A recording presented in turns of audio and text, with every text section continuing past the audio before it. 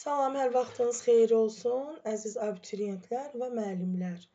Bugün sizə biotexnologiyadan danışmaq istədim və yenə də dərslik üzərindən izah eləməyə çalışacağam. Dərslik üzərindən ona görə izah edirəm ki, dərslikdə çox vacib məqamlar var, onları çox da qısaltmaq istəmirəm. Bu səbəbdən də dərslikdə verilmiş materialın üzərindən bu videonu çəkəcəm. Deməli, 11-ci sinif dərsliyindən növbəti bölmə biotexnologiya və bionika haqqında nələri öyrənəcəyik. Həmin bu bölmədə biz nələrdən danışacağıq, bunların qısa xülasəsini veriblər dərslikdə. Material üzərindən vacib hissələrə toxunaq. Deməli, birinci paraqrafda verilmiş, yəni biotexnologiyanın birinci paraqrafında verilib, biologiya elminin inkişafı haqqında. Bilirik ki, elm tərəqqi elədikcə biologiyada tərəqqi edən elmlər sırasındadır və bu da yeni elmi nailiyyətlərin kəşf olunması, tibb elminin irəliləməsi və s. bunlar da biologiyanın inkişafına səbəb olan proseslərdəndirlər. Son illərdə biotexnologiya əhəmiyyətli dərəcədə dəyişilib. Hətta gen köçürülməsində çox böyük nailiyyətlər vardır ki, onlardan da irəliləyən hissələrdə danışacağıq. Və biotexnologiya sayəsində 21-ci əsrdə göstərilən nailiyyətlər gözlənilən əsas nailiyyətlər hansılardır? Birincisi, insan irsiyyatı ilə bağlı olan xəstəliklər var ki, onlara səbəb olan genlərin dəyişdirilməsi. Məsələn, mən eşitdim, düz xatırlayıramsa, Yaponiyada bu il Down sindromuna səbəb olan genlərin dəyişdirilməsinə nail olmuşdular. Həmçinin xərçəng, qan təzyiqi, şəkərli diabet, cırtdan boyluq kimi xəstəliklərin qarşısının alınması məqsədi ilə onlara səbəb olan genlərin dəyişdirilməsi, yəni 21-ci əsr biotexnologiya elminin qarşısında duran nailiyyətlərdən birincisi. İkincisi, qocalığa səbəb olan genlərin nəzarət altına alınması, xromosomların uc hissələri telomer adlanan sahələr yerləşir ki, həmin o telomerlərə görə insanın qocalmasını, ömrünü müəyyən eləmək olur. Hətta 1996-cı ildən başlayaraq ana bətnindəki rüşeyin inkişafına səbəb olan, inkişafına əsasən, daha doğrusu insanın ömrünün nə qədər olacağını öncədən təxmin etməyə çalışmışlar. Üçüncü, demək, biotexnologiya elminin qarşısında duran məsələlərdən biri, bir canlıda olan bir əlaməti təmin edən genin başqa bir orqanizmə köçürülməsi. Məsələn, qaraciyərə əgər C vitamini sintez edən gen əlavə edilərsə, qidada C vitamini qəbul etməyə ehtiyac qalmaz. Niyə məhz C vitamini? Ona görə ki, bizim sutkalıq ehtiyacımızın daha çox hissəsini C vitamini, vitaminləri olan ehtiyacımızın böyük hissəsini C vitamini təşkil edir və həmçinin insan immunitetini də C vitamini dəstəkləyir. Buna görə də əgər qaraciyər özü C sintez edərsə, onu kənardan qəbul etməyə çox da ehtiyac qalmaz. Növbəti məsələ isə məhsuldarlığın artırılmasıdır ki, bu da mikroorqanizmlərin rolunu artırır. Beşinci məsələ genlərin dəyişdirilməsi nəticəsində transgen orqanizmlərin yaradılması. Altıncıda isə toxuma orqanların bərpasıdır. Məsələn, toxuma orqanlar üçün toxuma bankları yaradılıb. Burada amma bəzən histokimyəvi, yəni toxuma uyğunsuzluğu yarana bilir. Yəni gələcəkdə bu bankların daha uzun müddətli orqan toxumaları saxlaya bilməsi üçün yeni işlər deməli ərsəyə gətirilir. Həmçinin gen kataloqlarına uyğun banklar yaradılacaq, dərman sənayesində biotexnoloji qaydalara əməl edərək daha ucuz dərman preparatları istehsal olunacaq. Və bizi biotexnologiya inkişafı üzrə tanıdan alimlərdən Vidadi Yusubov və Qərib Mürşidov bizi dünyada təmsil edən bu iki alimi məncə siz də bir yadınızda saxlayın. Həmçinin deyirdik ki, hər hansı bir elm tərəqqi edirsə, mütləq ki, onun çatışmayan tərəfləri olur ki, biologiya elminin də qayda-qanuna düzgün əməl etmədikdə bir sıra problemlər yaranır. Ətraf mühitin çirklənməsidir, eroziya, quraqlıq və s. sağlamlıqla bağlı problemlər yaranır. İqtisadi problemlərdir, məsələn, bunlar yararlı torpaqlardan düzgün istifadə edilmir, onlarda məhsuldarlıq azalır və sosial problemlər, şəhərə meyillilik falan. Bu hissələrdən çox danışmaq istəmirəm, söz yığınıdır, özünüz də oxuya bilərsiniz. Biologiya və texnikadan danışsaq, deməli biz bilirik ki, biologiyada, yəni elmi texniki tərəqqinin nəticəsində həmin bu cihazlar da təkmilləşmişdir Məsələn, mikroskoplar deyirik ki, 3600 dəfəyə qədər böyüdən işıq mikroskopu var. İndi mikroskoplar 10.000, 100.000, hətta milyon dəfələrlə böyüdə bilən mikroskoplar var. Amma bu mikroskoplarda, işıq mikroskoplarında 5-10 mikrometr qalınlığında kəsilmiş və yaxud da rənglənmiş hüceyrələrin quruluşunu görmək olmur. Buna görə də elektron mikroskoplar, həmin o 10.000, 100.000 dediyim elektron mikroskoplar idilər ki, bunlardan da demək, elektron seli ilə obyektin ölçüsü, həmin obyekt üzərində elektronlar toplanır, elektron seli, bunlar da onun ölçüsünü böyüdür və həmin o kiçik hissələrin də 5-10 mikrometr və ondan da daha kiçik hissələrində ölçülərini görmək olur. Və yaxud da sentrifuqa aparatı, bunu 8-ci sinif qan bəhsində, düzdür, aparatın adı çəkilmir, amma orada deyirik ki, qanlı tərkib hissələrini ayırmaq. Dəqiqədə 10 minlərlə dəfə, yəni bir dəqiqədə bir neçə 10 min dövr edərək ağırlıq səviyyəsinə görə deməli maddələr çökürlər və beləliklə də onların tərkibini öyrənmək mümkün olur. Daha sonra qan təzyiqini ölçən cihaz var. Qan təzyiqini ölçmək üçün istifadə olunur tonometrdən. Bu ibarətdir manjetdən, yəni bu yastıqçıq dediyimiz. Həmçinin mexaniki və yaxud da avtomat cihazı vardır ölçmək üçün. Mexaniki mənə görə daha dəqiqdir və bir də rəqəmsal barometrdən ibarət olur ki, həmin bu ölçü üzərindən şkaladan təzyiqi görmək mümkündür. Sonra ürək əzələsində yaranan elektrik aktivliyini elektrokardioqrafla, beyində yaranan elektrik impulslarını ölçmək üçün elektroensefaloqraf adlı cihazdan istifadə olunur ki, bax bu şəkildə də həmin onun alınan əyriləri kompüter vasitəsilə köçürülür. Köndələn ən kəsiyi dedikdə bədənin hər hansı bir hissəsinin ən kəsiyini almaq üçün, təsvirini almaq üçün kompüter tomoqrafiyası KT dediyimiz cihazdan istifadə edirik ki, bu da çox əslində güclü şüa verən bir cihazdır. Kompüter tomoqrafiyası metodu adlanır. Həmçinin demək, ağciyərlərdə baş verən dəyişiklikləri ölçmək üçün fluoroqraf adlanan cihazdan istifadə olunur. Bu cihazlar rentgen şüaları ilə işlədilir. El arasında deyirlər, rentgenə gedirəm və yaxud da rentgendən keçirəm dediyimiz həmin bu rentgen şüanın, bunun işlədiyi şüadır. Amma cihazın adı isə fluoroqrafdır. Yəni bu cihazların hər biri müxtəlif funksiyaları yerinə yetirir və canlıların quruluşunu, həmçinin onlarda gedən fizioloji prosesləri öyrənməyə kömək edir. Tapşırıq hissələrinə baxmıram. Mikroorqanizmlərin seleksiyası və biotexnologiya. Birinci deməli şəkildə toxuma kulturası təsvir edilmişdir.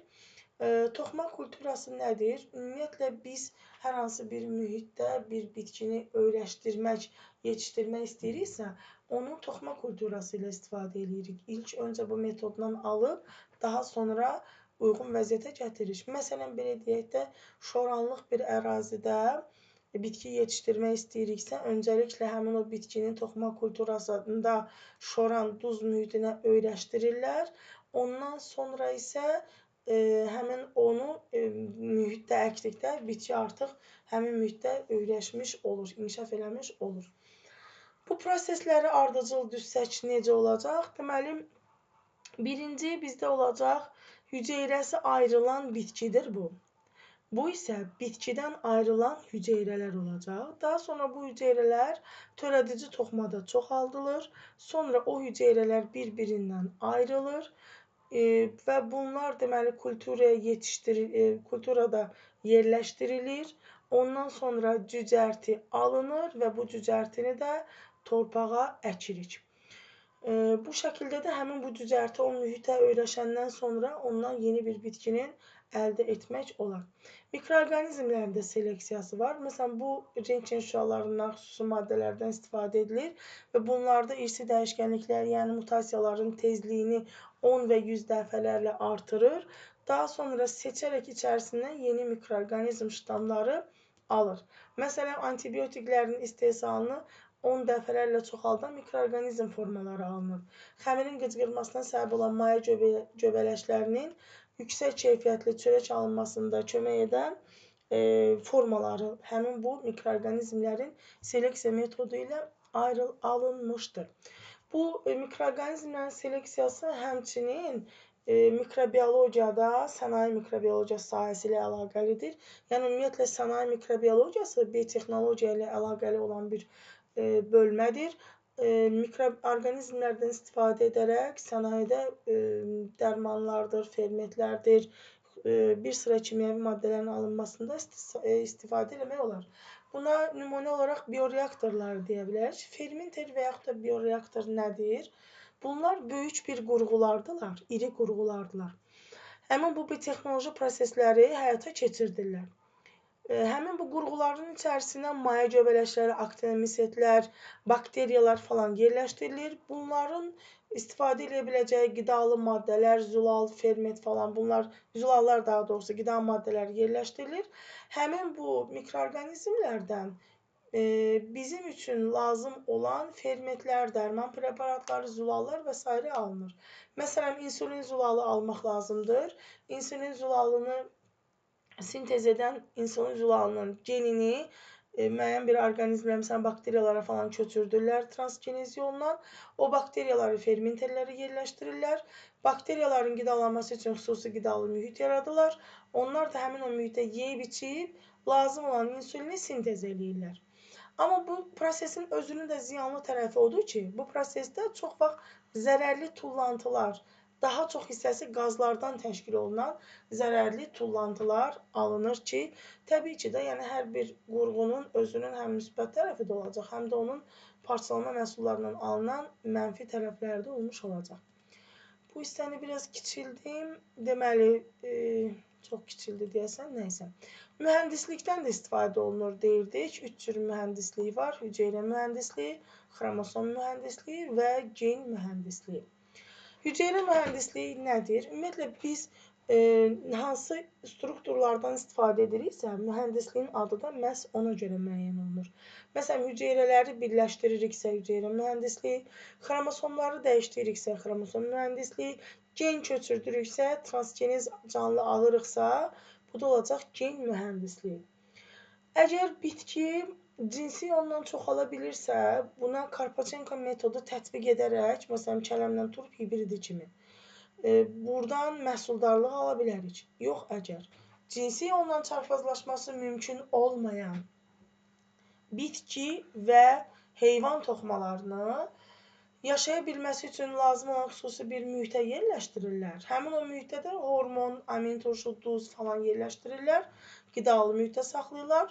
Onlardan regenerasiya eləyir, hüceyrə əldə edirlər və bu yolla da, məsələn, baxın, burada da deyir ki, bitki hüceyrələri regenerasiya edib yeni bir orqanizm əmələ gətirir. Ekoloji şəraitə dözümlü fərdlər almaq mümkündür. Cinsi yolla çarpazlaşması mümkün olmayanlarda aparılır. Kartof, pomidor hibridi, albalı, alma hibridi, xərçəng və limfosit hüceyrələrinin hibridi bu yolla alınmışdır. Əgər cinsi yolla çarpazlaşması mümkündürsə, Karpachenko tətbiq eləyə bilərəm. Yox, cinsi yolla çarpazlaşması mümkün deyilsə, bu zaman onlara hüceyrə mühəndisliyi metodunu tətbiq edərik. Və tapşırıq 1-də hüceyrə mühəndisliyi metodunun sxemi verilib. Məsələn, kartof, pomidor hibridini necə almaq olar? Hər ikisinin qılafı çıxardılır. Çünki qılaf bunlarda regenerasiyaya mane olacaq. Və ondan sonra toxuma kulturasına yerləşdirilir. Həmin o kulturada pomidorun, kartofun soyulmuş, qılafı soyulmuş hüceyrələri birləşir, regenerasiya eləyir. Yəni 2N pomidorun, 2N kartofun 2 hüceyrəsini birləşdiririk və buradan bir rüşeym alırıq. O zaman rüşeym 4N olur. Həmin bundan da inkişaf edir, yeni bir bitki alır. Xromosom dəsti 4N olduğuna görə bu olacaq nə? Genom mutasiya. Çünki xromosom sayını, dəstini artırmış olduq. Kartof, pomidor hibridinin alınma üsulu bu cür idi. Deməli, hüceyrə mühəndisliyi genom mutasiyaya səbəb oldu. Xromosom mühəndisliyi bitkilərdə tətbiq olunur, heyvanlarda tətbiq olunmaz. Bitkilərdə xromosomların dəyişdirilməsi və yaxud da cütlərinin əlavə edilməsi prosesidir. Yenə də xromosom sayını dəyişdiyimizə görə mutasiyamız genom mutasiya olacaq. Bitkilərdə, məsələn, bir xromosomun və yaxud da hər ikisinin dəyişdirilməsi zamanı bu bir bitki sortunun xromosomlarını digəri ilə əvəz edirik. Həm xəstəliklərə, həm də ətraf mühitin dəyişmiş şəraitinə dözümlü sortlar, yəni bitkidən söhbət gedir. Bu da yenə də baxın, burada da ekoloji şəraitə dözümlü, burada da ətraf mühitin şəraitinə dözümlü fərdlərin alınmasıdır. Xromosom mühəndisliyindən istifadə elədikdə də yenə də genom mutasiya olur. Üçüncü gen mühəndisliyidir. Bitkidə də, heyvanda da həyata keçirilir. Yəni burada artıq köçürdülən hissə gen olacaq. Məsələn, bir xromosom var, onun ayağına başqa bir canlıdan götürülmüş gen gətirib köçürtdük. Yəni bunun özünə aid olmayan başqa bir geni bura əlavə elədiyimizə görə mutasiya xromosom mutasiyası meydana çıxar. Çünki xromosomun üzərində yeni bir gen sahəsi. O da bilirsiniz, xromosom mutasiyasından hansıdır? Qeyri-homojen xromosomlarda yer dəyişmə etməsi mutasiyası forması meydana çıxır. Bunun özü də bir neçə addımda həyata keçirilir. Birinci, nəzərdə tutulan gen ayrılır. Onun işini tənzimləyən gen sisteminə malik olan bir sahəyə yerləşdirilir. Həmin geni əvvəlcə hüceyrəyə, daha sonra isə onun genomuna daxil edərək yeni bir orqanizm əmələ gəlir. Bu zaman müxtəlif canlıların genlərinin dəyişdirilməsinə nail olmuş, bitki və meyvə və tərəvəzlər yetişdirilmişdir və s. Məsələn, gen mühəndisliyi dediyimiz nədir? Plazmitlərdən istifadə olunur. Plazmit özü nədir? Bakteriyalarda xromosomdan kənarda olan halqa şəkilli DNT-lərdirlər, DNT parçalardılar. Bunlar özləri öz-özünə törədə bilir. Bir də halqa şəkilli DNT-ni görmüşdünüz harda? Mitoxondri, bir də plastidlərdə, bakterial mənşəli olduqlarına görə. Plazmitləri demək bakteriyadan aldıq, üzərinə bizə lazım olan genləri yerləşdirdik və həmin o genlərdə yeni bir orqanizmə daxil edə bilirik, gen sisteminə. Gen mühəndisliyindən deməli ən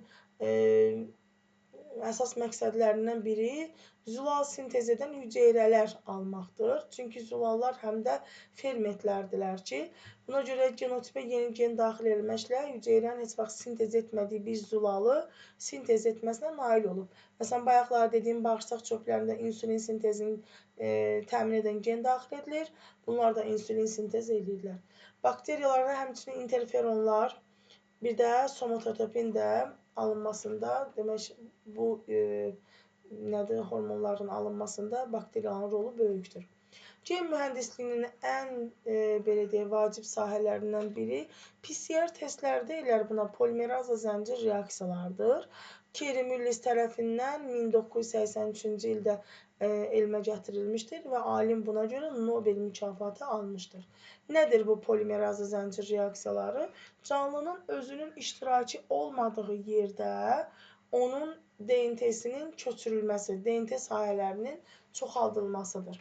Məsələn, ən çox kriminologiyada falan istifadə olunur bundan. Bir cinayət yerindən bir tük tapdınız və ya da atalıq testi falan verirlər. Bu zaman bir tükü götürük, bir nəmi tüpürcək vəzini götürük, bir dəri hüceyrəsini götürüb aparıb onun DNT-sinin üzərini köçürtməklə öyrənmək olur. Bu da olacaq polimeraza zəncir reaksiyaları. İngilis dilindən PCR testlər deyə adlandırılır. Seleksiyanın klassik üsullarından, klassik üsullar dediğimiz nədir? Hibridləşmə, mutageniz və poliploidiya. Bunlar seleksiyanın klassik üsullarıdır. Biotexnologiyada istifadə olunan üsullar ağır zəhmət və uzun vaxt tələb etmir. Deməli, seleksiyada hibridləşmə, mutageniz, poliploidiya bu seleksiyanın klassik, yəni köhnə, ənənəvi üsullarından hesab olunur. Bitkiçilik və heyvandarlıqda istifadə olunan müasir metodlar, o deyir, hansı kinodur da, axır ki bir alimlərə rast gəldim. Biz də axır ki bir qadın alimə rast gəldik, 11-ci sinifdə nəhayət ki. Barbara McClintock ilk dəfə qarğıdalının xromosom xəritəsini işləyib hazırlanmışdır və genetik məlumatların idarə olunma mexanizmi işləyib hazırlayıb. Həmin bu genlərin işləmə mexanizmi 1940-cı ildə hazırlansa da 1960-70-ci illərdə qəbul oldu. O dövr müharibə dövrü idi. Qadınların işlərinə böyük əmək verilmirdi, diqqət yetirilmirdi. Amma 1900 səhv eləmirəmsə 83 idi, 80 neçənci il idisə bu Barbara artıq yaşlı qadın idi. Video fragmentini görmüşəm, ona Nobelin təqdim olunmasında Nobel mükafatı almışdır. Amma onun işlədiyi qarğıdalı Cənubi Amerika qarğıdalı sortudur. Bilirik ki, qarğıdalının vətəni Mərkəzi Amerikadır. Barbara isə Cənubi Amerika sortu. Sort nədir? Seleksiya nəticəsində alınmış bitkidə Cənubi Amerika sortu üzərində tədqiqat işləri aparmışdır. Həmçinin deyir, insanlar indi sort və cinsləri yetişdirmək üçün müxtəlif biotexnoloji üsullardan istifadə edir. Bunlara da başqa misal göstərə bilərik. Ingo Patrikusun və onun əməkdaşlarının apardığı işlər. Nə eləmişdi? Nərgiz bitkisindən alınan geni düyü bitkisinə yerləşdirmişdir. Bu zaman onun istifadə etdiyi mühəndislik gen mühəndisliyidir. Çünki geni köçürtmüşdür.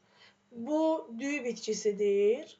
Bu da nərgizdən aldığı bir parçadır. Gətirib onun ayağına birləşdirmişdir. O zaman meydana çıxan mutasiya forması xromosom mutasiyasıdır. Çünki düyünün ayağına gətirdi, nərgizin genini köçürtdü. Bayaqlar gen mühəndisliyində bu hissəyə toxunmuşdum. Xromosom mutasiyasıdır, yəni düyüyə qeyri-homoloji olan bir hissəni yerləşdirmişdir. Və bu zaman düyü beta-karotin maddəsi sintez etməyə başlamışdır. Yəni A vitamini ilə zəngin düyüdür. Qızılı düyü adı verilmişdir, çünki rəngi nərgizin rəngi kimi sarı olmuşdur. Həmçinin rəngi dəyişmiş, qidalıq keyfiyyəti artmış, məhsuldarlığı falan artmışdır. Yəni bir gen köçürtməklə bir neçə əlamətə təsir etmişdir. O zaman dəyişkənliyin korelyativ dəyişkənlik forması meydana çıxmışdır. Həmin bu Ingo Patrikus və onun əməkdaşlarının işlərindən desək. Geni dəyişdirilmiş orqanizmlərin alınmasında istifadə olunan 5 dənə metod var. Növdaxili hibridləşmə, növlərarası hibridləşmə, süni mayalanma, poliploidiya və gen köçürülməsi idi. Gen dəyişdirilmiş orqanizmlər transgenezdir. Bunların narahatçılığa səbəb olan tərəfləri nədir? Qida allergiyalarının, bir də xərçəng riskinin yaranmasıdır ki, yəni buna görə də deyirlər, bu etiketli meyvələr falan satışda var. Ən çox xəstə yanına gedəndə alıb apardığımız meyvələr var. Əslində onların bir çoxunun geni dəyişdirilmiş transgendirlər. Əgər geni dəyişdiribsə orqanizmin onun üzərində etiketlə və yaxud hansı bir işarə ilə istehsalçı tərəf onu bildirməlidir ki, bu məhsulda dəyişdirilmiş genlərə rast gəlmək olar. Yeni cinslərin alınmasında, yəni süni mayalama artıq heyvanlarda aparılır. Süni mayalama metodudur. Tutaq ki, bir erkək fərd var. Bu erkək fərdin eksterior əlamətləri bizim çox xoşumuza gəlir. Ondan alınan spermaları xüsusi sperma bankında saxlayırlar və arzu olunan əlamətə malik yumurta hüceyrələrinin mayalanmasında tutaq ki, aparırsan bir fermaya. Həmin o fermada neçə dənə inək varsa, onun hər birinin süni yolla mayalamasında istifadə olunur. Poliploidlər biz artıq seleksiyadan bilirik. Poliploidlər iri ölçülüdürlər. Onların xromosom dəstini dəfələrlə artırmaqla məhsuldarlığı da artırmış oluruq. İri meyvəli alma, kartof, boranı, çiyələk, qarabaşaq, qreçka kimi tanıdığınız buğday və toxumsuz qarpız da bunlara misal ola bilər ki, yəni bizim indi istifadə etdiyimiz meyvə və tərəvəzlərin demək olar ki, hamısı poliploid formalardılar. Düzdür, bu meşədən falan yığdığımız bunlar cır məhsulları olurlar. Amma yəni belə aldığımız, işlətdiyimizdə daha çox hissəsi poliploiddir. Klonlaşma nədir? Klonlaşma əslində bioetikadır. Bioetika canlılardan istifadəni məqsədə uyğun şəkildə aparmağı tövsiyə edir. Yəni biz əgər bir canlının klonunu çıxardırıqsa, müəyyən qaydalar var, onlara əməl edilməlidir və yaxud da hər hansı bir canlıdan təcrübə üçün istifadə edir. Tutaq ki, ən çox indi təcrübəni siçanlarda, meymunlarda aparırlar. Bunun əslində özü bioetik deyil. İndi sözümüz onda deyil, keçirik klonlaşmaya. Klonlaşma da gen mühəndisliyinin bir sahəsidir. Kartof yumurları, pomidor, xiyar, buğda kimi sortların alınmasında istifadə olunur. Məsələn, gen mühəndisliyindən. Klonlaşma da gen mühəndisliyinin bir sahəsidir. İlk dəfə klonlaşmış orqanizm kimi qoyun Dollini misal göstərmək olar. Biraz bu şəklin üzərindən danışaq. Demək, Dollinin alınmasında mən rəqəmlərdən istifadə edəcəm. Ümumiyyətlə, yalnız cinsiyyətcə dişi fərdlərdən istifadə olunur. Məhz Dollinin alınmasından deyirəm. burada erkək fərd yoxdur. Bir nömrəsi ilə işarə etdiyim fərdin somatik hüceyrəsinin nüvəsi götürülür. Ona görə ki, somatik dediyimiz bunun süd vəznindən götürülmüş hüceyrədir və bu 2N xromosom dəstlidir. Ona görə somatik hüceyrə götürdük ki, onun xromosom dəsti diploid olsun. 2 nömrəli qoyunun yumurta hüceyrəsinin nüvəsi atılır, çünki bu haploid xromosom dəstinə malik idi və onun boş yumurta hüceyrəsi götürülür. Boş deyərkən, yəni içərisində nüvə yoxdur, amma onun içində mitoxondri, endoplazmatik, sitoplazma və onun orqanoidləri falan var. Həmən bu götürdüyümüz 2N xromosom dəstli nüvəni gətirib qoyuruq bu yumurta hüceyrənin içərisinə və belə bir yumurta hüceyrə alırıq, içərisində 2N xromosom dəstli nüvə. Niyə yumurta hüceyrədən istifadə edir? Çünki yumurta hüceyrə bölünərək blastomer əmələ gətirmək qabiliyyətinə malikdir. Və bunu hələ ki sınaq şüşəsində, yəni Petri şüşəsində alır. Bu alınmış hüceyrə 4 blastomer əmələ gətirənə qədər sınaq şüşəsinin içərisində qalır. Deməli, 4 blastomer əmələ gətirməsi üçün 2 dəfə bölünür. Zigot necə bölünürdü? İlk ikisi uzunla bölünməlidir. 2, sonra 4 blastomer yaranırdı. Deməli, yalnız uzunla bölünüb, N-ə bölünmə keçirtməyib və 2 dəfə bölünüb, 2 blastomer bölünməyə məruz qalıb, 3 hüceyrə bölünməyə məruz qalıb. Daha sonra gətirib onun surrogat ana, daşıyıcı ana dediyimiz 3-cü dişi qoyunun bətindən yerləşdirirlər. Həmin bu ruşeim zigot bölünəndən sonra alınan bu hüceyrələr surrogat anadan sadəcə qida maddələrini alar və onun tullantı məhsullarını verir. Yəni artıq bu surrogat ananın bətnində böyüyüb inkişaf eləməyə başlayır. Deməli, 1 nömrəli fərddən nüvə aldım. Həmin o diploid nüvəni 2 nömrəli fərdin boş yumurta hüceyrəsinə yerləşdirdim. Və onu da bölünəndən sonra gətirdim, daşıyıcı anaya qoyduq. Və bunların üçü də hal-hazırda cinsiyyətcə dişidir. Müəyyən vaxtın tamamında Fin Dorset cinsinə mənsub olan qoyun Dolly doğulur ki, bu da dişi fərd idi. İndi desəm ki, burada Dolly'nin genotipi hansı nömrəli fərdin genotipi ilə eynidir? Təbii ki, genotipi müəyyən edən xromosomlardılar, genlərdirlər. Bunlar da nüvədə yerləşirdi. Ona görə də 1 nömrəli fərdin genotipi ilə eynidir. Amma desəm ki, Dolly'nin sitoplazmatik irsiyyəti hansı fərdin genotipi ilə eynidir? O zaman 2 nömrəyə götürəcəyik. Çünki sitoplazmatik irsiyyəti müəyyən edən mitoxondridir. Mitoxondri plastidlər bitkilərdə həmçinin.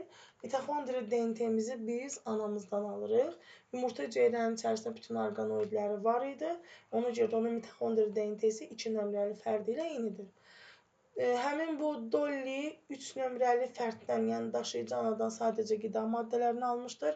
Ona görə genotip və yaxud da fenotipcə ona bənzəmir bu aparılan təcrübəyə görə. Və bu ardıcıllıqla da deməli qoyun Dolly dünyaya gəldi. O özü ömrünün hamısını laboratoriyada keçirdi. Bir neçə dəfə bala verib, dağ qoçu ilə falan cütləşdirildi və axırda da orqan yetməzliyindən əziyyət çəkdiyinə görə həkimlər onu iynə vuraraq özləri öldürmüşlər ki, yəni heyvan artıq çox əziyyət çəkirdi.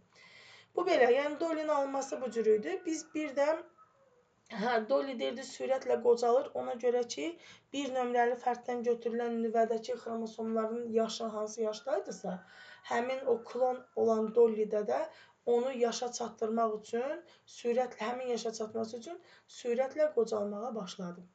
Bəs siçanlarda klonlaşma necə aparılır? Siçanlarda klonlaşmada deməli, 2 siçan normal yolla cütləşir. Bir dişi, bir erkək fərdlər cütləşir və bir zigot əmələ gəlir. Zigot harda yaranırdı? Yumurta borusunda.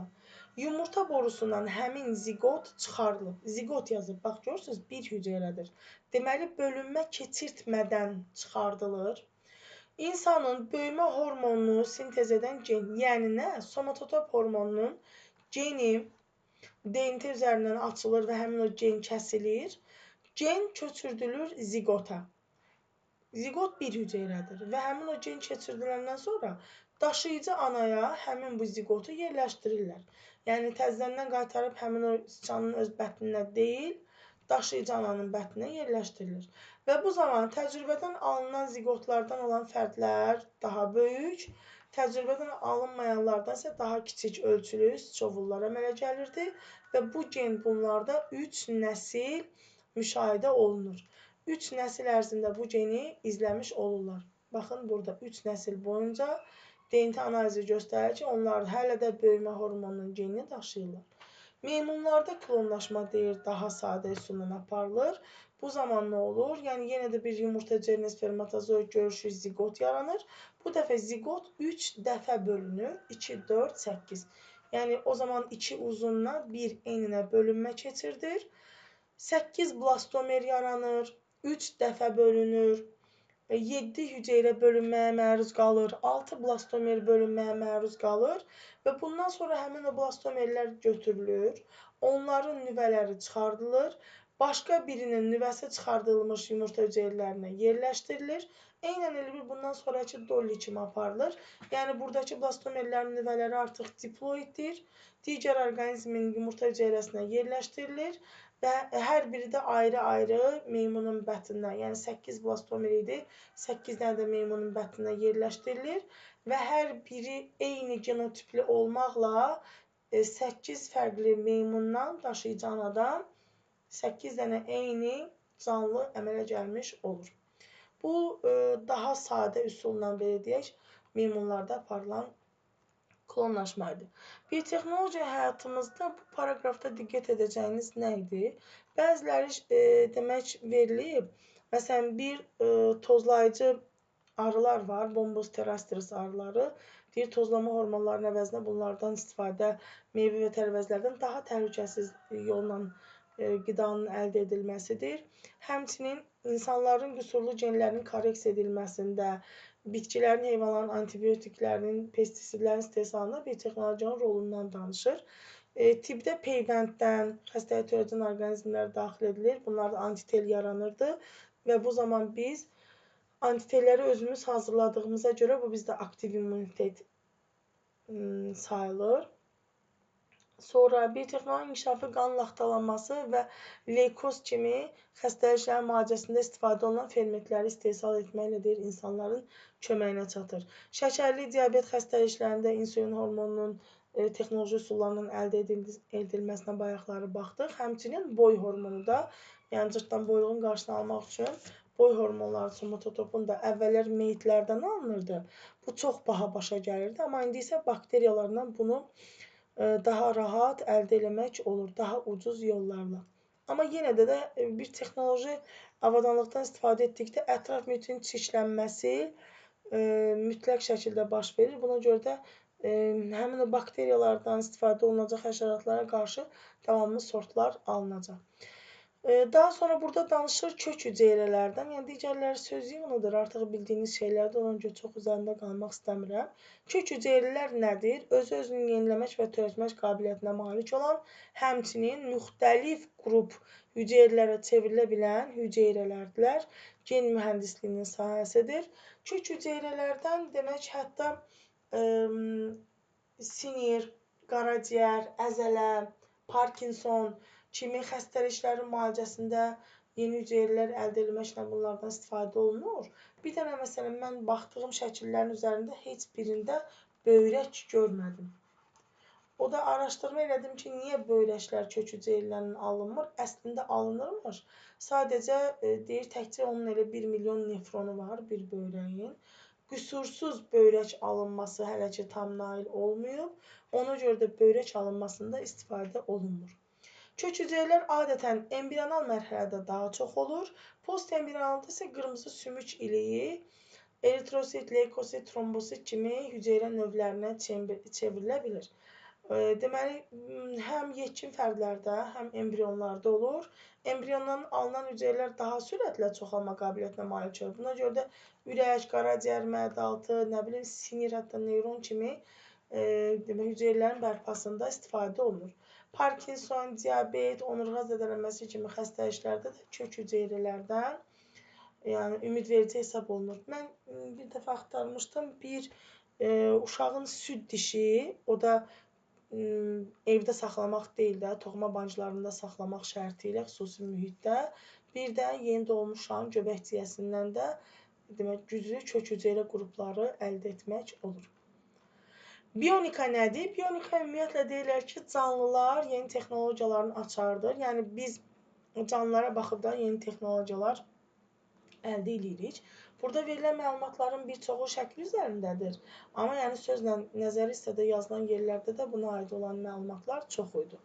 Məsələn, paraşüt zəncirotunun uçağanlarına bənzədilmişdir. Sonra qoçun alnı bu Yunanların döyüş alətinə bənzədilirdi.